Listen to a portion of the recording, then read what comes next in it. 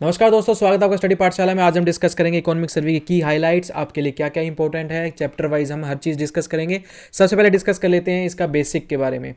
Prepared by department of economic affair, और सबसे दूसरी चीज़ जो कि आपके फाइनेंस मिनिस्टर के अंडर में आता है। देन किसकी हेल्प से, किसकी गाइडेंस है, चीफ इकोनॉमिक एडवाइजर इसमें गाइड करते हैं।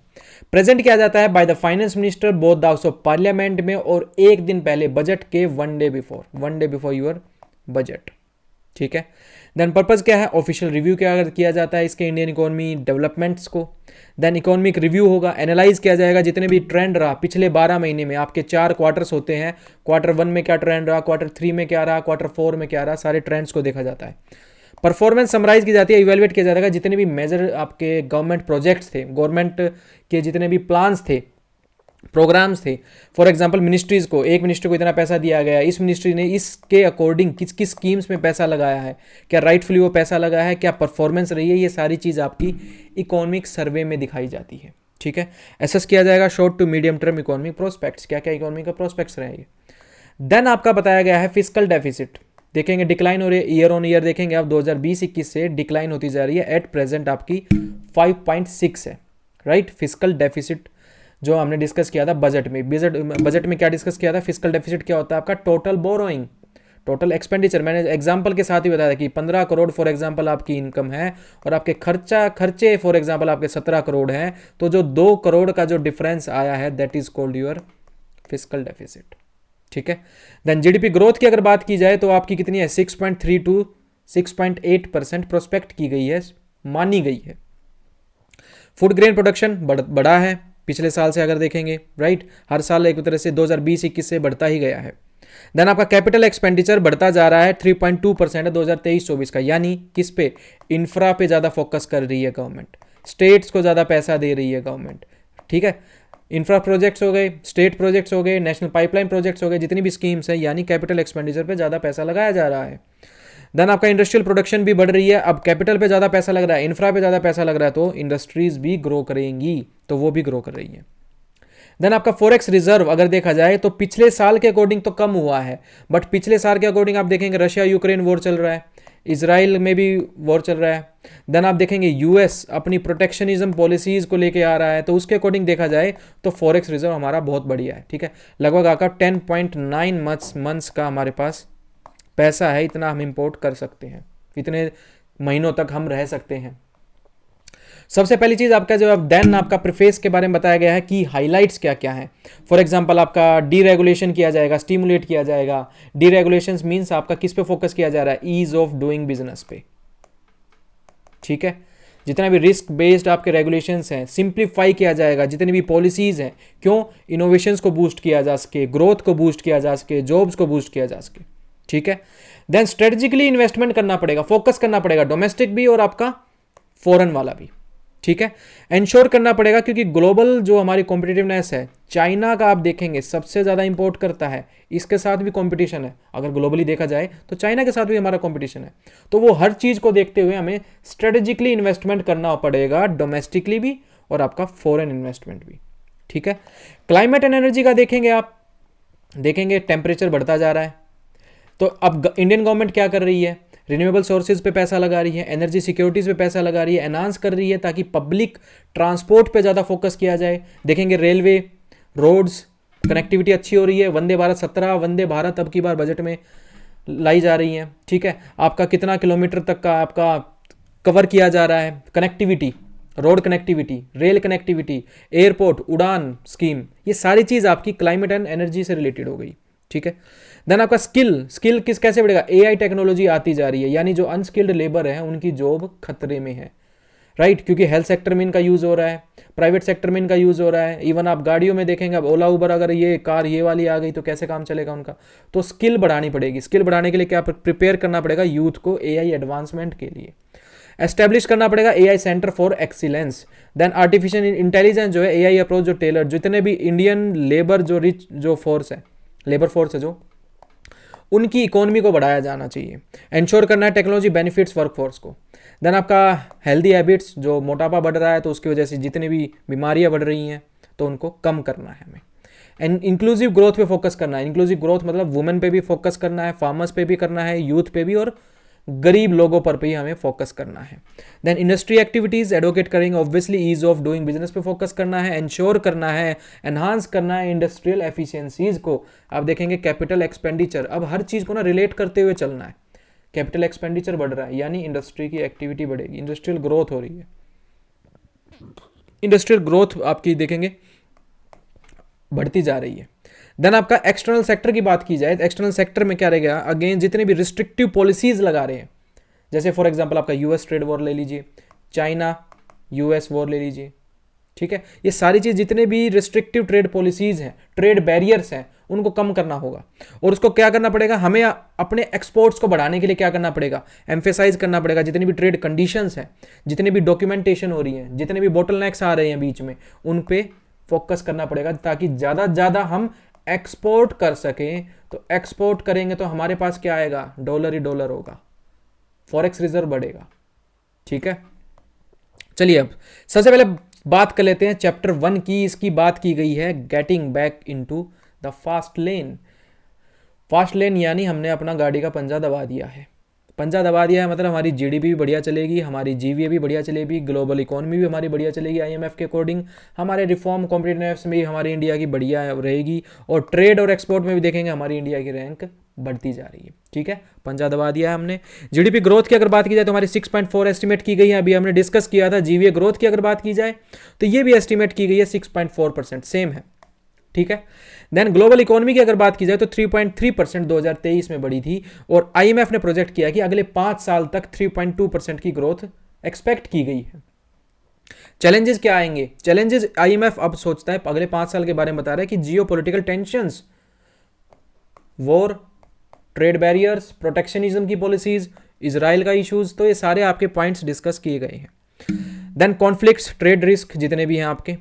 देन आपका रिफॉर्म एंड कॉम्पिटिटिवनेस की बात की गई है कि स्ट्रक्चरल रिफॉर्म्स लाने की जरूरत है, हमें डीरेगुलेशंस करने की जरूरत है, जितने भी बॉटल स्नैक हैं उनको खत्म करने की जरूरत है ताकि इकोनॉमी को बूस्ट किया जा सके, ग्रोथ को बूस्ट किया जा सके। Then ultimately inflation and investment की बात की जाए तो इन्फ्लेशन आपका रिड्यूस हो गया है, 5.4% तक आ गया है, 5.4% से 4.9% आ गया है।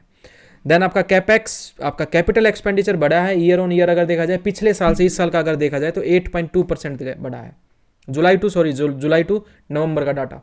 ट्रेड एंड एक्सपोर्ट की बात की जाए तो इंडिया 7th है, ग्लोबल सर्विस एक्सपोर्ट में 7th नंबर पर है। और आप मर्केंडाइज का देखेंगे कि non petroleum, non James, jewelleries export हमारा बढ़ा है 9.1%, जो कि अपने आप में बहुत बड़ी अचीवमेंट है इंडियन गवर्नमेंट के लिए भी और हमारे ट्रेड एंड एक्सपोर्ट सेक्टर के लिए भी, राइट। देन इसमें बताया गया कि इंडिया की जो ग्रोथ है वो डिकेडल एवरेज है। डिकेडल एवरेज मतलब जो हमने पिछले 15 जो आपका 10 साल का डाटा है फाइनेंशियल 2015 से 2024 का अगर देखा जाए तो एवरेज लगभग देखेंगे आप, एवरेज है। ठीक है, लगभग एवरेज है। ठीक है, ये दिखाया गया है इसमें। देन आपका बताया गया जो study share of investment and consumption, सबसे ज्यादा जीडीपी में सबसे ज्यादा कंजम्पशन इन्वेस्टमेंट कहां से हो रही है, तो सबसे ज्यादा देखेंगे 61.8%। कौन कर रहा है ये, प्राइवेट फाइनल कंजम्पशन एक्सपेंडिचर है, पीएफसी। और सबसे कम 10.3% ये किसका है, ये आपका है ग्रॉस फिक्स्ड कैपिटल फॉर्मेशन। ठीक है, ये आपका क्या बता रहा है कि इन्वेस्टमेंट और कंजम्पशन इन जीडीपी देखा जाए तो सबसे ज्यादा किसकी है, आपकी प्राइवेट फाइनल कंजम्पशन एक्सपेंडिचर की।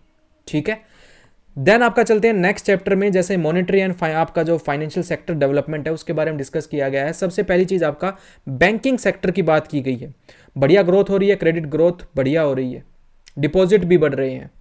ठीक है, फाइनेंशियल इंक्लूजन हो रहा है, तो प्रॉफिटेबिलिटी बढ़ेगी।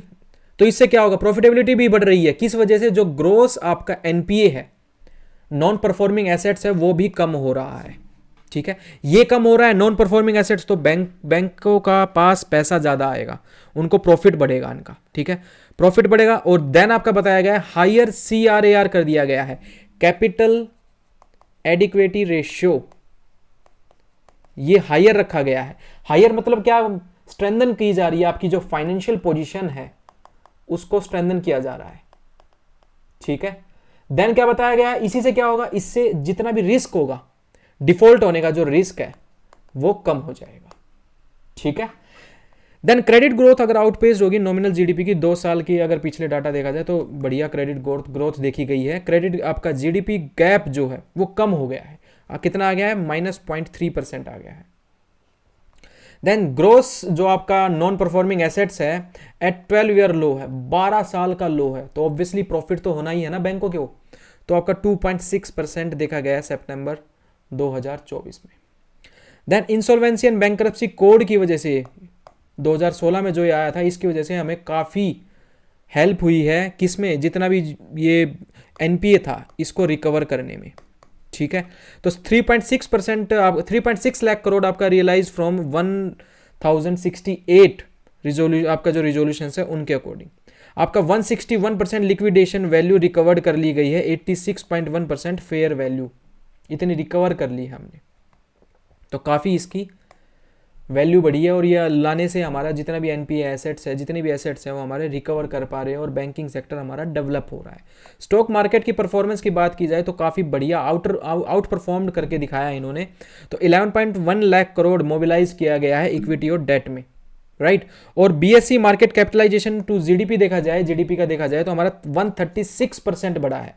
चाइना का देखा जाए तो 65% है, ब्राजील का देखा जाए तो 37% है, यानी 136% अपने आप में स्टॉक मार्केट की परफॉर्मेंस में और BSE market capitalization to GDP में काफ़ी बड़ा बदलाव देखने को मिलेगा आपको। इंश्योरेंस एंड पेंशन सेक्टर में देखेंगे, अब एफडीआई इनफ्लो कितना कर दिया गया है, 100% कर दिया गया है। और ये भी बोला गया है बट जो तुम प्रीमियम लोगे वो 100% इंडिया में ही यूज होना चाहिए। तो इसमें भी यही बोला गया है, जो इंश्योरेंस प्रीमियम है वो बढ़ा है, 7.7% बढ़ा है, यानी लोग जागरूक हो रहे हैं, राइट। इंश्योरेंस ले रहे हैं, पेंशन ले रहे हैं, पेंशन की जो स्कीम्स है वो उनका फ़ायदा उठा रहे हैं। पेंशन जो सब्सक्राइबर है वो 16% ईयर ऑन ईयर बढ़ रहे हैं 2024 का अगर डाटा देखा जाए तो। अब इसमें यही चीज़ बताई गई है, इंप्रूवमेंट देखा जाएगा asset quality of banks. Asset quality bank की कैसे बढ़ी, एनपीए कम हो रहा है तो एसेट क्वालिटी तो बढ़ेगी ना। तो यही बताया गया है कि आपका मार्च 2021 में 7.3% था, अब आपका 2.6% रह गया है सितंबर में एनपीए, नॉन परफॉर्मिंग एसेट जो है परसेंटेज ऑफ ग्रोस एडवांस, जो कि किसका बताया गया है, आपका शेड्यूल कॉमर्शियल बैंक्स के बारे में बताया गया है।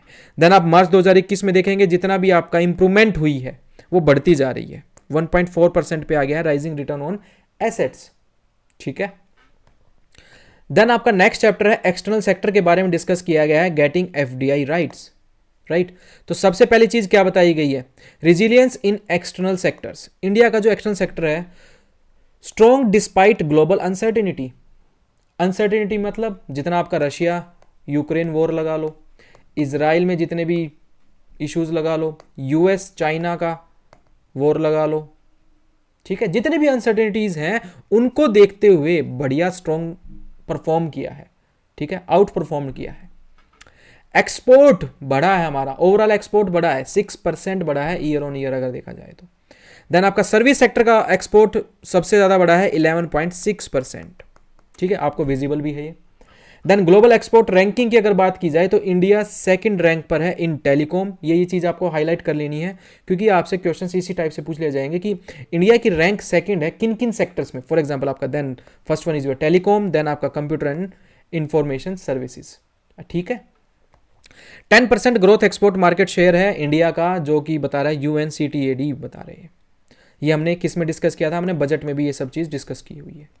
कैड की अगर बात की जाए तो कैड अपना है 1.2%, आपका क्या है, करंट अकाउंट डेफिसिट। ये करंट अकाउंट डेफिसिट क्या होता है कि यानी इंपोर्ट ज़्यादा हो रहे हैं एक्सपोर्ट की बजाय, इसलिए तो गवर्नमेंट किस पे फोकस कर रही है, एक्सपोर्ट ग्रोथ पर फोकस कर रही है गवर्नमेंट, इसीलिए, ठीक है। तो 1.2% रह गया अगर जीडीपी का देखा जाए, जबकि ये बहुत पहले अगर देखेंगे आपका 1991 से पहले काफ़ी ज़्यादा था। किसकी वजह से, आपका एलपीजी रिफॉर्म्स की वजह से ये बढ़िया परफॉर्म कर रहा है, आउट परफॉर्म कर रहा है। Supported by the rising net service, आपका जो रिसीट्स हैं, प्राइवेट ट्रांसफर, जितने भी रिसीट्स आ रही हैं, आपका रिमिटेंस आ रहा है, उसकी वजह से करंट अकाउंट डेफिसिट कम होता जा रहा है, राइट। देन एफडीआई इनफ्लो बढ़ रहा है, इंक्रीज हुआ है 17.9% ईयर ऑन ईयर बढ़ता जा रहा है। जैसे इंश्योरेंस सेक्टर में बोल दिया गया है 100% एफडीआई अलाउड है, ठीक है। अब स्टॉक मार्केट में इंडिया बढ़िया परफॉर्म कर रहा है तो अब एफडीआई इनफ्लो बढ़ रहा है उससे। तो इन सारी चीज़ों को देखते हुए एफडीआई इनफ्लो बढ़ रहा है, ठीक है।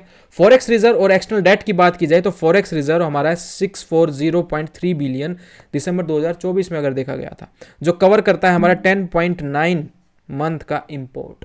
अगर हम बिल्कुल भी एक्सपोर्ट ना करें तो फिर भी हम लगभग 11 महीनों तक हम सर्वाइव कर सकते हैं। 90% आपका एक्सटर्नल डेट को कवर करता है, जो कि बहुत बढ़िया अपने आप में अच्छी बात है कि जो एक्सटर्नल डेट टू जीडीपी है 19.4%, इसको हम रिकवर भी कर सकते हैं, दे भी सकते हैं जब ज़रूरत पड़ी तो। बट हम इसका मैक्सिमम यूटिलाइजेशन कर रहे हैं क्योंकि काफ़ी हमें प्रोजेक्ट्स में काम करना पड़ता है। ठीक है, हमारा मेन फोकस क्या होता है? Inclusive growth. इंक्लूसिव ग्रोथ में वुमेन भी आ गए, यूथ भी आ गए, फार्मर्स भी आ गए, तो सबको एक साथ लेके चलना है। अब गवर्नमेंट के पास तो इतना पैसा नहीं होता ना। अब गवर्नमेंट को क्या करना है? एक्सटर्नल बोरोइंग भी करती है, आरबीआई से भी बोरोइंग करती है, ताकि ज़्यादा ज़्यादा स्कीम्स पे लगाया जा सके, इंक्लूसिव ग्रोथ पे फोकस किया जा सके, आपके रिन्यूएबल प्रोजेक्ट्स पे काम किया जा सके, आपके इंफ्रास्ट्रक्चर प्रोजेक्ट्स पे काम किया जा सके, ताकि ज़्यादा ज़्यादा कनेक्टिविटी हो, इलेक्ट्रिसिटी सप्लाई दी जा सके। तो इन सब चीज़ों को देखते हुए एक्सटर्नल डेट हमारा अकॉर्डिंग टू वर्ल्ड लेवल देखा जाए, जीडीपी देखा जाए, 19.4% है, जो कि ठीक है। ठीक है, तो ये फॉरेक्स रिजर्व की बात की गई है कि हमारा बढ़ता ही जा रहा है, बट पिछले साल से कम है। बट अकॉर्डिंग टू जितने भी जियो पॉलिटिक्स में जो इश्यूज हो रहे हैं उनके अकॉर्डिंग हमारा बढ़िया है, राइट। इसमें बताया गया था ease of doing business initiative for exporters. अब हमें एक्सपोर्टर्स क्यों करने हैं? अभी मैंने इसी में बताया था आपको, जितना भी आप देखेंगे एक्सपोर्ट बढ़ेगा तभी तो फॉरेक्स रिजर्व बढ़ेगा हमारा। एक्सपोर्ट बढ़ेगा तभी हमारा फॉरेक्स रिजर्व बढ़ेगा। तो हमें क्या करना पड़ेगा? मैक्सिमम एक्सपोर्ट करने पड़ेंगे। तो ease of doing business initiative for exporter, सबसे पहली चीज डेवलप करना पड़ेगा लॉजिस्टिक हब्स, एनहांस करना पड़ेगा इन्वेस्टमेंट इन इंफ्रास्ट्रक्चर, जो कि हम कर रहे हैं, पोर्ट्स पे भी ध्यान दे रहे हैं। ठीक है, हब्स बना रहे हैं, राइट। देन सेकंड क्या बता रहा है कि पॉलिसीज रिफॉर्म्स लानी पड़ेगी, ईज ऑफ डूइंग बिजनेस करना पड़ेगा। ठीक है, डीरेगुलेशंस करनी पड़ेंगी, डॉक्यूमेंटेशन को कम करना पड़ेगा, जितने भी बोटलनेक्स उनको कम करना पड़ेगा, रेड टेपिज्म को कम करना पड़ेगा। तो यही चीज बोलेगी, पॉलिसी रिफॉर्म लाना पड़ेगा ताकि इंप्रूव हो सके सप्लाई चेन एफिशिएंसी में। अब डॉक्यूमेंट रोक लिया गया है, ठीक है, किसी का पेरिसेबल आइटम है, फॉर एग्जांपल फ्रूट्स मंगा रखे हैं या फ्रूट्स एक्सपोर्ट कर रहे हैं, अगर वो यहां पर ही रुक गया, ठीक है, अगर रुक गया, डॉक्यूमेंटेशन होनी है, तो उसका क्या होगा? एफिशिएंसी कम हो जाएगी, सप्लाई चेन एफिशिएंसी बढ़ानी पड़ेगी हमें। ठीक है, देन आपका implementation of paperless e bank realisation certificate, यानी क्या है इसमें ई बैंक रियलाइजेशन सर्टिफिकेट में कि डिजिटल डॉक्यूमेंट प्रोवाइड करेगा, कंफर्म कर देगा ये कि that exporter has received that payment of their goods. ठीक है, प्रूफ रहेगा एक्सपोर्ट के लिए कि ये प्रूफ है, ये हमारे हम क्या दे रहे हैं आपको? प्रूफ दे रहे हैं, ई बैंक रियलाइजेशन सर्टिफिकेट प्रोवाइड किया जा रहा है। ठीक है, क्या बता रहा है कि डिजिटल डॉक्यूमेंट है कंफर्म करने के लिए कि एक्सपोर्ट के हमारा एक्सपोर्टर को पैसा रिसीव हो गया है। देन ट्रेड कनेक्ट ई प्लेटफॉर्म, ट्रेड कनेक्ट ई प्लेटफॉर्म क्या है? इसमें क्या बताया गया है कि ऑल काइंड ऑफ, जितने भी ऑल काइंड ऑफ इंफॉर्मेशन रहेगी, जितनी भी इंफॉर्मेशन रहेगी, info related to export and imports, ये आपकी ई प्लेटफॉर्म पे अवेलेबल रहेंगी। देन लॉन्च किया गया है DGFT ट्रेड फैसिलिटेशन, आपका mobile app, directorate general of foreign trade. ठीक है, इसकी मोबाइल ऐप भी फैसिलिटेट कर दी गई है, राइट। देन चलते हैं आपकी प्राइसिंग एंड इन्फ्लेशन, अंडरस्टैंड करते हैं, अंडरस्टैंडिंग द डायनामिक्स। सबसे पहली चीज ग्लोबल इन्फ्लेशन ट्रेंड देखते हैं कि ग्लोबल इन्फ्लेशन के अकॉर्डिंग हमारे इंडिया का इन्फ्लेशन कैसा है। सबसे पहली चीज आपका जो ग्लोबल इन्फ्लेशन देखा जाए ट्रेंड, तो IMF ने ग्लोबल इन्फ्लेशन देखा जाएगा डिक्लाइन किया कि 8.7% हमारा कितना था 2022 में, और 5.7% ग्लोबली इतना देखा गया, 5.7% है। इंडिया का रिटेल इन्फ्लेशन देखा जाए रिटेल लेवल पर 5.4% फाइनेंशियल 2024 में, 4.9% फाइनेंशियल 2025 में एक्सपेक्ट किया जा रहा है। Then RBI and IMF inflation align कर रही है 4% टारगेट, 4% टारगेट रखा गया है आपका फाइनेंस ईयर 26 तक का, राइट। देन आपका प्राइस स्टेबिलिटी एंड एग्रीकल्चर की बात कही गई है, तो इसमें बताया गया जो क्लाइमेट रेजिलिएंट क्रॉप्स हैं एनहांस करना पड़ेगा फार्मिंग प्रैक्टिसेस में। देन आपका की टू लॉन्ग टर्म आपका प्राइसिंग स्टेबिलिटी है, मिटिगेट करना पड़ेगा एक्सट्रीम वेदर जो इफेक्ट्स हैं उनको, एक्सट्रीम जितने भी हैं उनको मिटिगेट करना पड़ेगा, कम करना पड़ेगा, और जो लॉन्ग टर्म प्राइस स्टेबिलिटी है उनको मेंटेन रखना पड़ेगा। ठीक है, ये सारी चीज़ आपकी इन्फ्लेशन से रिलेटेड होगी। देन आपका आ जाता है मीडियम टर्म आउटलुक, यानी डीरेगुलेशन ड्राइव ग्रोथ। डीरेगुलेशन मतलब वही इकोनॉमिक ट्रांसफॉर्मेशन करना पड़ेगा, जितने भी चैलेंजेस हैं उनको हमें कम करना पड़ेगा। देखें for example Jio economic fragmentation means मैंने आपको वही बताया था, जो आपका ट्रेड बैरियर्स आ रहे हैं, ट्रेड बैरियर्स, ठीक है। देन आपका और क्या हो सकता है, ट्रेड रेस्ट्रिक्शंस, आपका प्रोटेक्शनिज्म बढ़ रहा है, ठीक है। ये सारे किसके रिप्लेस कर रहे हैं, ग्लोबलाइजेशन को। आप देखेंगे 2022 तक या आप 2020 तक देखेंगे, कोविड से पहले, इवन कोविड के बाद भी काफ़ी चला था, 2020 और 22 तक का देखेंगे तो ग्लोबलाइजेशन चल रहा था। बट अब हो क्या रहा है, ट्रेड बैरियर्स लगाए जा रहे हैं, प्रोटेक्शनिज्म पे फोकस किया जा रहा है, रेस्ट्रिक्शंस लगाई जा रही हैं। तो इस सारी वजह से क्या आ रहा है, जियो इकोनॉमिक फ्रेगमेंटेशन हो रही है। तो जो हमारा ग्लोबलाइजेशन का था, एलपीजी रिफॉर्म भी हम जो लेके आए थे, अब अदर गवर्नमेंट्स, अदर जो कंट्रीज हैं वो किस पे फोकस कर रहे हैं, जियो इकोनॉमिक फ्रेगमेंटेशन पे, कि हमें अपने से मतलब है, राइट।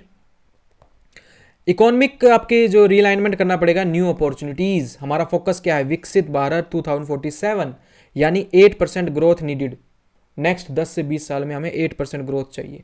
विकसित भारत में क्या बताया गया आपका, इसमें डिस्कस कर लेते हैं कि मिशन क्या है हमारा, सस्टेनेबल आपका जो रहेगा एम्प्लॉयमेंट सेंसिटिव ग्रोथ, जो प्रोवाइड करेगी, जनरेट करेगी 8 मिलियन जॉब्स, ठीक है।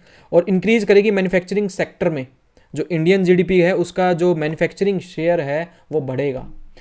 प्लग्स करना पड़ेगा इंडियन बिजनेस को इन ग्लोबल जितने भी वैल्यू चेन्स है, जैसे चाइना डेवलप कर रहा है ग्लोबली, एक्सपोर्ट सबसे ज़्यादा कर रहा है, तो हमें भी इंडियन बिजनेसेस को भी ग्लोबल वैल्यू चेन्स में बढ़ाना पड़ेगा, ग्रोथ करनी पड़ेगी।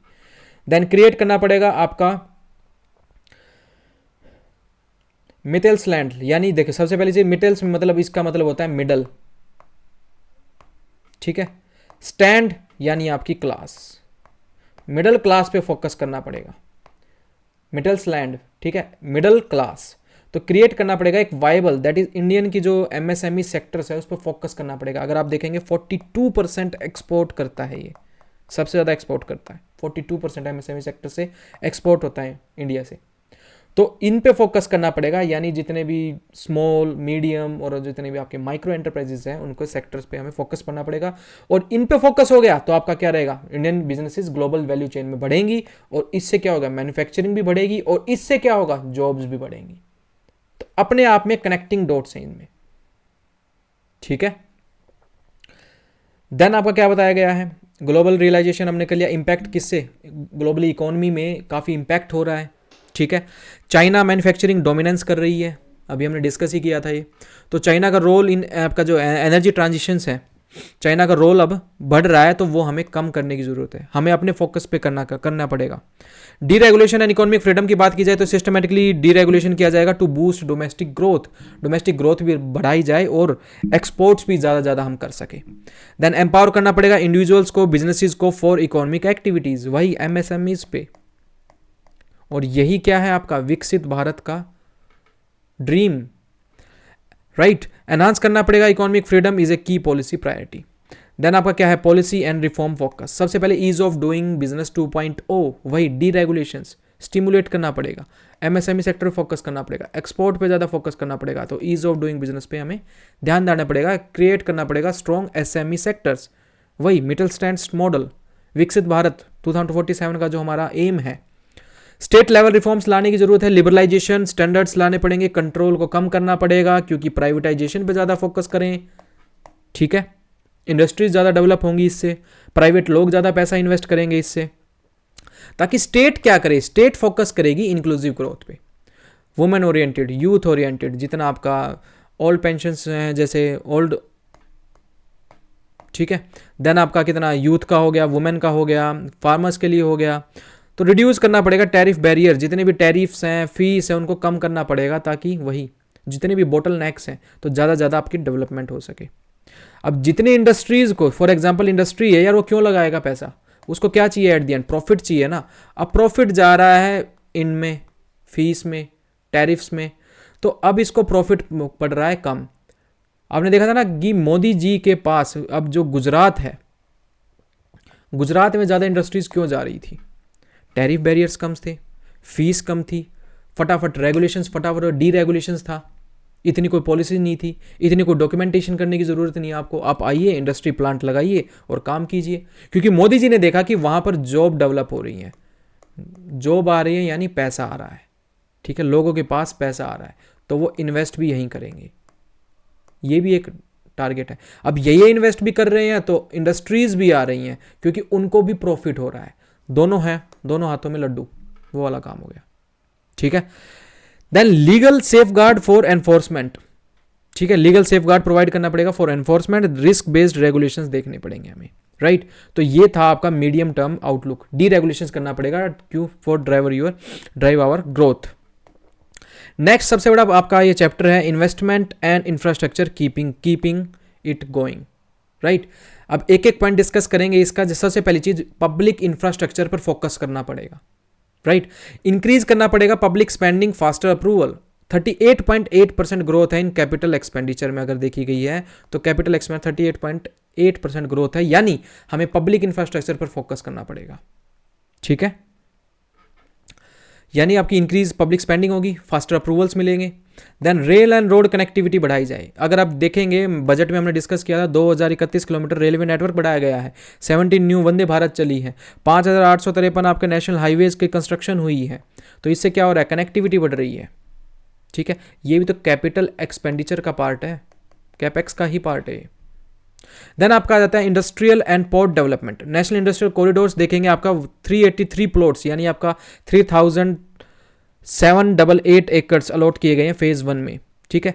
जितने आप देखेंगे कॉरिडोर्स बन रहे हैं, नॉर्थ टू साउथ देखेंगे आपका दिल्ली टू आपका कोची, दिल्ली टू आपका मुंबई, आपका गुजरात टू आपका कोलकाता, ये सारी चीज़ आपके क्या पार्ट हैं, आपके किसके, कॉरिडोर के, इंडस्ट्रियल कॉरिडोर्स के, ठीक है। तो नेशनल इंडस्ट्रियल कॉरिडोर्स बनाए जा रहे हैं।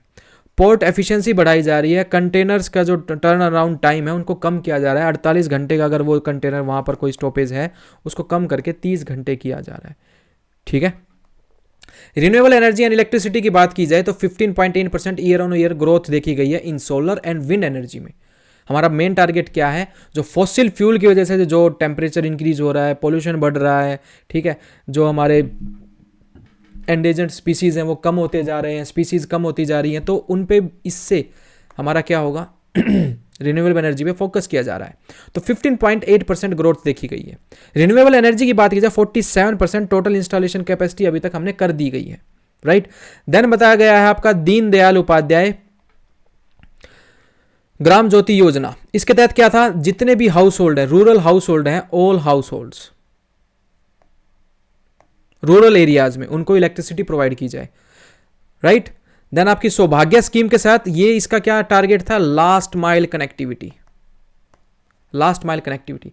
तो इसमें देखेंगे 18,374 विलेजेस को इलेक्ट्रीफाई किया गया है, 2.9 करोड़ हाउस होल्ड्स को इलेक्ट्रिसिटी मिली है। ये टारगेट अचीव कर रहे हैं, ठीक है। और अब इतनी कनेक्टिविटी बढ़ती जा रही है तो डिमांड भी बढ़ेगी, तो ये डिमांड कहाँ से फुलफिल की जा रही है, रिन्यूएबल एनर्जीज के थ्रू फुलफिल की जा रही है, ठीक है। देन आपका डिजिटल कम्युनिकेशन, सबसे पहली चीज आप देखेंगे 5G कनेक्टिविटी बढ़ाई जा रही है, 5G सर्विसेज एक्सपेंड किया जा रहा है नेशन वाइड में, और 4G रिमोट एरियाज में 4G की कनेक्टिविटी भी बढ़ाई जा रही है।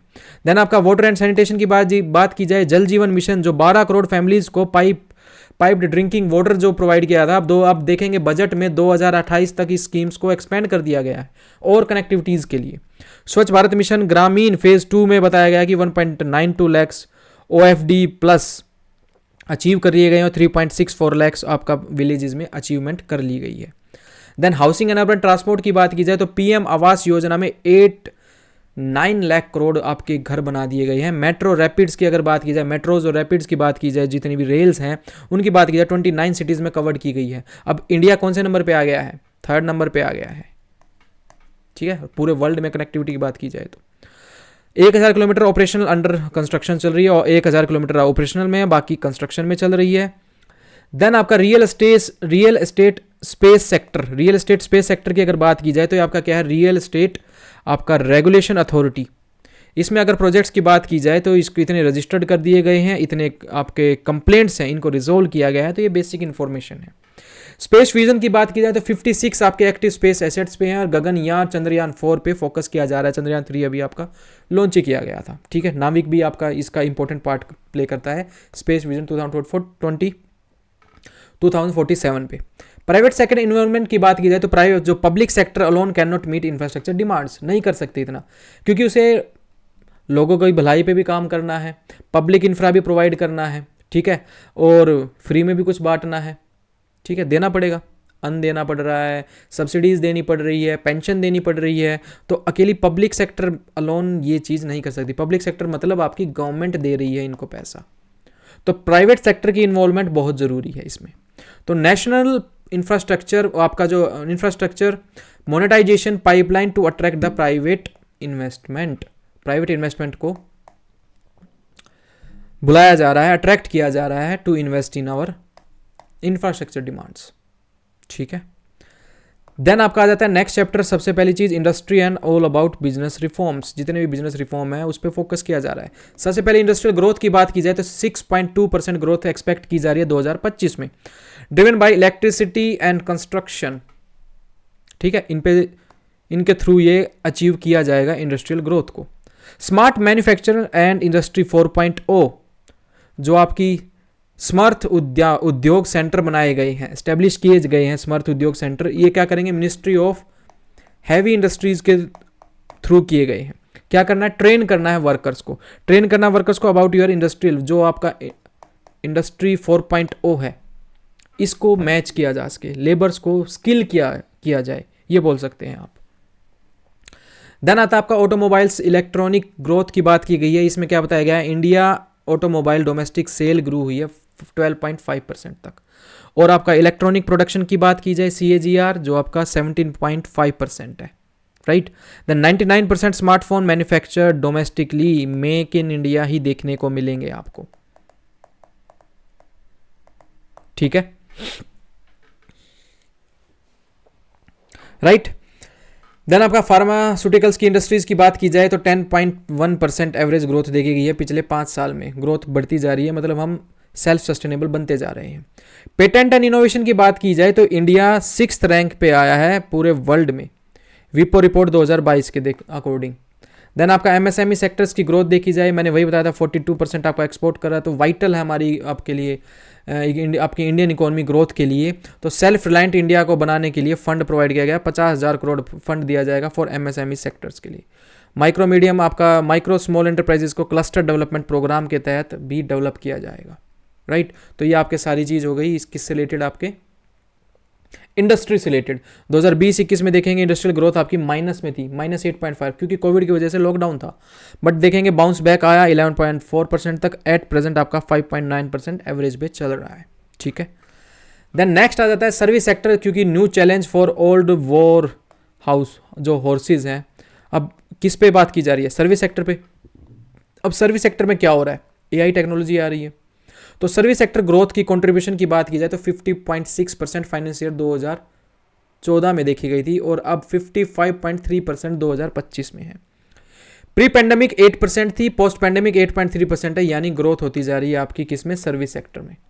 देन आपका ग्लोबल सर्विस एक्सपोर्ट देखा जाएगा, इंडिया का जो ग्लोबल शेयर है वो है 4.3% 2023 में, जो कि ग्लोबली देखा जाए 7th नंबर पे पोजीशन है हमारी इंडिया की।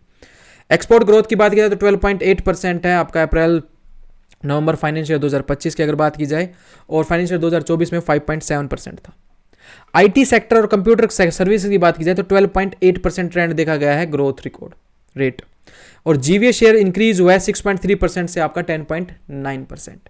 देन रेलवे एंड ट्रांसपोर्टेशन हमने बात ही की थी, पैसेंजर जो आपका ट्रैफिक ग्रोथ है 8% तक बढ़ी है, और आपका फ्राइट रेवेन्यू ग्रोथ जो है 4.2% तक बढ़ा है, यानी इससे क्या हो रहा है, रेवेन्यू जनरेट भी हो रहा है गवर्नमेंट के लिए। टूरिज्म सेक्टर की बात की जाए, GDP ग्रोथ आपका कंट्रीब्यूट करती है बैक टू 5%, जो प्री पैंडेमिक के टाइम पे था। पैंडेमिक के टाइम में लॉकडाउन था तो टूरिज्म सेक्टर डाउन था, तो अब वो आपके प्री पैंडेमिक लेवल पे आ चुका है 5% पे, ठीक है। सर्विस सेक्टर की वही चीज़ बताई गई है, 2020-21 पैंडेमिक टाइम में जो ये माइनस में चला गया था, अब बाउंस बैक आके 8.3% पर इसकी एवरेज चल रही है, ठीक है। देन आ जाता है आपका एग्रीकल्चर, क्या क्या इंपॉर्टेंट आपके हैं agriculture and food management sector के लिए, फ्यूचर के लिए एग्रीकल्चर कंट्रीब्यूट करता है जीडीपी का 16% आपका जीडीपी का, ठीक है, एट करंट प्राइस। अगर आप देखेंगे कि की ग्रोथ ड्राइवर्स कौन कौन से हैं, सबसे पहले से आपका horticulture, then life stocks, then आपका फिशरीज। तो फूड ग्रेन एंड एमएसएमईज की बात की जाए तो खरीफ फूड ग्रेन प्रोडक्शन की डिमांड जो देखेंगे ग्रोथ वो एक तरह से डबल हो गई है। आपका 89.37 था, अब आपका हो गया 1647 आपका 0.5 लाख मेट्रिक टन्स, ठीक है। एमएसपी इंक्रीज हुआ है फाइनेंशियल 2025 में, अरहर का कितना हुआ है आपका 59% अरहर का इंक्रीज हुआ है ओवर आपका प्रोडक्शन कॉस्ट। और आपका बाजरा का देखा जाए आपका 77% इंक्रीज हुआ है, ठीक है। फिशरीज एंड लाइफ स्टॉक्स की ग्रोथ की बात की जाए तो फिशरी सेक्टर में आपका CAGR आपका 8.7% हाईएस्ट देखा गया है, लाइफ स्टॉक का देखा गया है 8%, ठीक है। देन फूड सिक्योरिटी इनिशिएटिव की बात की जाए तो नेशनल फूड सिक्योरिटी एक्ट 2013 में, या आप कहेंगे प्रधानमंत्री फूड सिक्योरिटी एक्ट हो गया, देन आपका प्रधानमंत्री ग्राम कल्याण आपका अन्न योजना फंडामेंटली शिफ्ट कर रहे हैं फूड सिक्योरिटी अप्रोच की तरफ। देन आपका देखेंगे प्रधानमंत्री ग्राम कल्याण आपका जो अन्न योजना एक्सटेंड कर दी गई है अगले 5 साल के लिए भी, ताकि हमारा food nutrition security long term के लिए बढ़ाया जा सके। देन आपका फार्मर और आपका जो वेलफेयर स्कीम्स की बात की जाए, PM किसान 11 करोड़ लोगों को बेनिफिट्स मिला है। वही स्कीम है जो 6,000 दिए जाएगा हर क्वार्टर में, मतलब या बोलते हैं टोटल हर 4 महीने में 2-2 हज़ार प्रोवाइड किए जाएंगे, 2-2 हज़ार दिए जाएंगे, ठीक है। PM किसान मनधन देखेंगे 23.61 लाख फार्मर्स एनरोल्ड हुए हैं इसमें, राइट। तो ये था आपका एग्रीकल्चर सेक्टर से रिलेटेड। देन आपका फूड ग्रेन प्रोडक्शन की बात की जाए तो एट दी एंड आप देखेंगे कि वो इंक्रीज होता जा रहा है। फूड ग्रेन हमारा इंडिया में सेल्फ रिलायंट, सेल्फ सफिशिएंसी हमारी बढ़ती जा रही है, ठीक है। इंपोर्ट पे कम फोकस किया जा रहा है, जैसे हम ऑयल मंगा रहे हैं या आपका फूड ग्रेन्स मंगा रहे हैं तो उस पर कम इंपोर्ट करने के लिए, सेल्फ सस्टेनेबल बनाने के लिए ये फोकस किए जा रहे हैं। क्लाइमेट एनवायरनमेंट आपका जो अडेप्टेशन की बात की जाए, सबसे पहली चीज़ क्या है, सस्टेनेबल डेवलपमेंट विजन क्या है इंडिया का। इंडिया 2047 यानी 100 साल बाद गोल है हमारा इंक्लूसिव एंड सस्टेनेबल ग्रोथ होनी चाहिए हमारी इंडिया की। रिन्यूएबल एनर्जी कैपेसिटी की बात की जाए तो 2,13,701 आपका जो मेगा वोट है इंस्टॉल कर दिए गए हैं नॉन फॉसिल फ्यूल के यानी रिन्यूएबल सोर्स ऑफ एनर्जी से। देन 46.8% टोटल इलेक्ट्रिसिटी कैपेसिटी का, जो हम आप पीछे डिस्कस भी करके आए थे।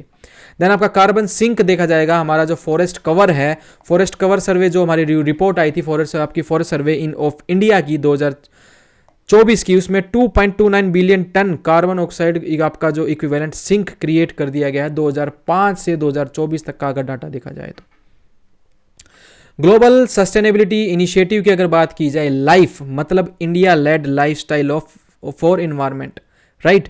इस मूवमेंट के तहत क्या गया, एस्टिमेट किया गया है 2030 तक USD हम 440 बिलियन ग्लोबली हम इसे एक तरह से बचा लेंगे, यानी ग्लोबल सस्टेनेबल बनना है हमें, ठीक है, सेल्फ सस्टेन बनना है, ठीक है। लाइफस्टाइल चेंजेस करने से हम इतनी ग्रोथ कर सकते हैं, ठीक है।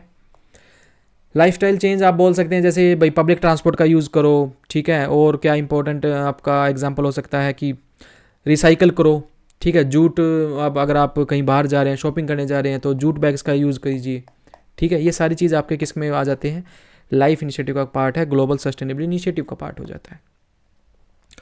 देन आपका आता है then social sector extending reach and driving empowerment. इसमें क्या गया, गवर्नमेंट सोशल जितना भी आपका एक्सपेंडिचर है 15% CAGR ग्रोथ देखी गई है, 15% बढ़ाई गई है। तो इनकम इनक्वालिटी घटेगी, क्यों, क्योंकि सोशल सेक्टर में एक्सपेंडिचर गवर्नमेंट कर रही है तो इससे इनकम इनक्वालिटीज करेगी। अब सोशल सेक्टर्स में कैसे करेगी, इनको स्किल डेवलपमेंट करेगी, सबसे पहली चीज़ यूथ को एजुकेशन देगी, ठीक है। और अन्न भी दिया जाएगा, प्रधानमंत्री अन्न धन योजना हो गया, ठीक है। देन आता हुआ गिनी कोफिशिएंट, अगर आप देखेंगे गिनी कोफिशिएंट बेसिकली क्या है, स्टैटिकल मेजरमेंट है। इसमें क्या बताया जाता है, इनकम या बोल सकते हैं आप वेल्थ इनइक्वालिटीज को देखा जाता है। अगर ये 0 है तो परफेक्ट इक्वालिटी है, लॉरेंस कर्व से दिखता है। अगर ये 1 है तो आपका ये परफेक्ट इनइक्वालिटी है, ठीक है। ये आपका गिनी कोफिशिएंट है। देन इसमें देखा गया रूरल में आपका 0.37 है, यानी मैंने क्या बताया था, 0 अगर है तो परफेक्ट इक्वालिटी है, तो 0.237 है। अर्बन का कितना है 0.284, ये चीज़ याद रखना, जो कि आपकी 2023 में और ये कम होती जा रही है। इसमें यही बताया गया रूरल इनकम इनक्वालिटी है वो कम होती जा रही है। गिनी कोफिशिएंट से पता चला, ये कंजम्पशन इक्वालिटी से पता चला, ये डिक्लाइन हो रही है, कम हो रही है, यानी अच्छी बात ही है ये। Fiscal policies reshaping income distribution. Health care and आपका जो एक्सपेंडिचर है, अफोर्डेबिलिटी है, वो बढ़ती जा रही है। गवर्नमेंट हेल्थ एक्सपेंडिचर इंक्रीज हो रहा है 29% से आपका 48% आ गया है। और out of pocket health cost reduce हो गई है 62% टू 6 आपका 39.4% हो गया है। आयुष्मान भारत जो आपका कार्ड्स है उससे 1.25 लाख करोड़ इन सेविंग्स हो गई है। ठीक है, आपका सस्टेनेबल डेवलपमेंट गोल्स पे लोकलाइज किया जा रहा है, अलाइन किया जा रहा है ग्राम पंचायत को बजट्स विद योर आपका सस्टेनेबल डेवलपमेंट गोल्स को अचीव करने के लिए at the end grass root level पे काम करना पड़ेगा सबसे पहले। तो वही चीज बताई जा रही है, अलाइन किया जा रहा है ग्राम पंचायत लेवल पे। ठीक है, देन नेक्स्ट आता है आपका एम्प्लॉयमेंट एंड स्किल डेवलपमेंट आपका एग्जिस्टेंशियल प्रायोरिटीज। तो इसमें सबसे पहली चीज बताया गया है labour market and unemployment trend. Unemployment trend कम हो गया है। ठीक है, 2017-18 में 6% था, अब ये घट के 3.2% आ गया है। डेमोग्राफिक एडवांसमेंट की अगर बात की जाए तो सबसे पहली चीज 26% इंडियन पॉपुलेशन कितनी रेंज में है, 10 से 24 साल के हैं, यानी यंगस्टर्स हैं। तो वन ऑफ यंगेस्ट नेशंस में हमारा इंडिया नाम है ग्लोबली अगर देखा जाए। वुमेन एंटरप्रेन्योरशिप की इनिशिएटिव की बात की जाए तो गवर्नमेंट इनिशिएटिव क्रेडिट एक्सेस दे रही है, मार्केट सपोर्ट दे रही है, स्किल डेवलपमेंट दे रही है, स्टार्टअप सपोर्ट दे रही है। तो मेन अल्टीमेट गोल क्या है, वुमेन एंटरप्रेन्योरशिप इनिशिएटिव को बढ़ावा दे रही है, वुमेन एम्पावरमेंट को बढ़ावा दे रही है। Job creation in emerging sectors, digital economy and renewable energy आपका जितने भी ड्राइविंग एम्प्लॉयमेंट है। अब डिजिटल इकोनॉमी यानी एआई टेक्नोलॉजी हो गया, आपका रिन्यूएबल एनर्जी आपका नॉन फॉसिल फ्यूल वाले रेटेड हो गया। तो इससे क्या होगा, जॉब क्रिएशन और एमर्जिंग सेक्टर्स ये बढ़ रहे हैं, एमर्जिंग सेक्टर्स हैं। तो सपोर्ट करेगा हमारा क्या, विकसित भारत, जो हमारा 2047 का जो हमारा टारगेट है 8 मिलियन जॉब्स लेके आना। देन आपका आता है स्किल डेवलपमेंट एंड फ्यूचर आपका रेडीनेस, आपका रिजिलियंट करना पड़ेगा स्किल इकोसिस्टम। फोकस किस पे करना है, ऑटोमेशन, आपका ऑटोमेशन, एआई पर, आपका डिजिटलाइजेशन पर और क्लाइमेट चेंज इंपैक्ट्स पर। इन 4 एरियाज पर हमें फोकस करना है। ठीक है, then employment and workers welfare measures. सबसे पहली चीज पॉलिसीज फॉर क्या, बूस्टिंग आपका जितने भी एम्प्लॉयमेंट है उसको बूस्ट करना है, जितनी भी अनएम्प्लॉयमेंट है उसको कम करते हुए चलना है। फोस्टर करेंगे सेल्फ एम्प्लॉयमेंट यानी वही एंटरप्रेन्योरशिप, प्रमोट करेंगे वर्कर्स वेलफेयर के लिए। देन पीएम आपका इंटर्नशिप स्कीम जितनी भी है, ट्रांसफॉर्मेटिव एम्प्लॉयमेंट कैटलिस्ट, यानी वही बात है अनस्किल्ड लेबर्स को स्किल्ड लेबर्स बनाया जा रहा है, इंटर्नशिप प्रोवाइड की जा रही है। आप देखेंगे इंटर्नशिप अलग चीज़ हो गई है। ईपीएफओ पे रोल दिया जा रहा है, पिछले 6 साल का बेसिकली डबल किया जा रहा है, payroll addition double by in 6 year. Strong formal jobs को ग्रोथ को ध्यान में रखते हुए इन पे ज़्यादा फोकस किया जा रहा है, यानी फॉर्मलाइजेशन हो जाए उन सेक्टर्स की भी। देन नेक्स्ट चीज आ गई आपकी एआई इरा, आपका आर्टिफिशियल इंटेलिजेंस जो इरा आ चुका है, क्राइसिस या आपका कैटलिस्ट क्या बनेगा, ये चीज़ डिस्कस की गई है कि जो लेबर है, अनस्किल्ड लेबर्स हैं, उनके लिए क्या होने वाला है। आप देखेंगे हेल्थ सेक्टर, आप देखेंगे जितने रिसर्च हो रही हैं, एजुकेशन देख लीजिए, बिजनेसेस देख लीजिए, फाइनेंस देख लीजिए। ठीक है, अब तो कार भी एआई जनरेट से चल रही है। ठीक है, तो इस सारी चीज़ों से क्या हो रहा है, एआई इकोनॉमिक इम्पैक्ट क्या होगा, ऑटोमेशन आएगा ऑफ इकोनॉमिक वैल्यूएबल टास्क पे, जितने भी वैल्यूएबल टास्क है उसमें ऑटोमेशन आ जाएगा। सरपास कर देंगे ह्यूमन डिसीजन मेकिंग को, हेल्थ केयर हो गया, रिसर्च, क्रिमिनल, एजुकेशन, आपका बिजनेस और आपके फाइनेंस को। चैलेंज क्या है, सबसे पहली चीज़ रिलायबिलिटी कंसर्न, रिलायबल ही नहीं हो सकते, क्या ये डाटा करेक्ट है। ठीक है, अब क्या गाड़ी में आप बैठ सकते हैं अगर जो एआई से चल रही है, फॉर एग्जाम्पल एकदम सामने कुत्ता आ गया, ब्रेक नहीं लगे तो, या कोई ट्रक आ गया तो ये चीज़ रिजिलियंट आपका रिलायबल नहीं है। ठीक है, आपका ऑपरेशन हो रहा है, आपका मशीन से ऑपरेशन करवा लेंगे, वही चीज़।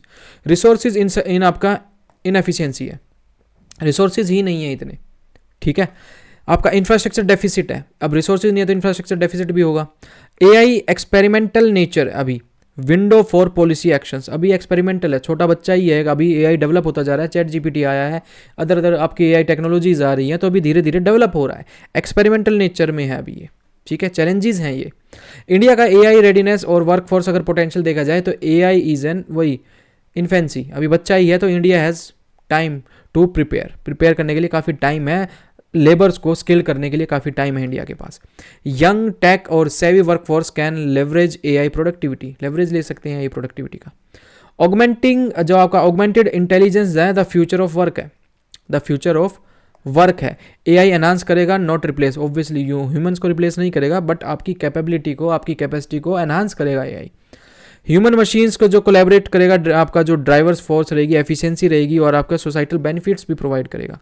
Collaboration for AI transformation, government और प्राइवेट सेक्टर और academic must work together to achieve your AI transformation को अचीव करने के लिए। तो इसके लिए क्या करने का, मिनिमाइज एआई, जितने भी एडवर्स इफेक्ट हैं, जितने भी हमने चैलेंजेस पे डिस्कस किया उनको कम करना पड़ेगा। देन बताया गया मैक्सिमम वर्कफोर्स को एडेप्टेशन अपॉर्चुनिटीज़ के लिए प्रोवाइड, इनके दरवाजे खोले जाएं, इनको स्किल्ड लेबर बनाया जाए, एआई टेक्नोलॉजी का यूज़ बताया जाए। तो ये जितने भी चैलेंजेस हैं इन पे फोकस करके ही हम एआई ट्रांसफॉर्म कर सकते हैं। तो ये आपके मेन पॉइंट्स थे इकोनॉमिक सर्वे के, हमने मेन डिस्कशन किया, हमने माइंड मैप के जरिए हर चीज़ को डिस्कस किया। कोई डाउट हो यू कैन आस्क, ठीक है। तो जितने भी आपके प्रोवाइड कर दिए जाएंगे डिस्क्रिप्शन में, आप जाके डाउनलोड कर लीजिएगा। और ये आपके लिए इंपॉर्टेंट हाइलाइट्स थी, चैप्टर वाइज हाइलाइट्स थी जो हमने डिस्कस की। चलिए फिर मिलते हैं नेक्स्ट वीडियो में। Thank you and have a nice day.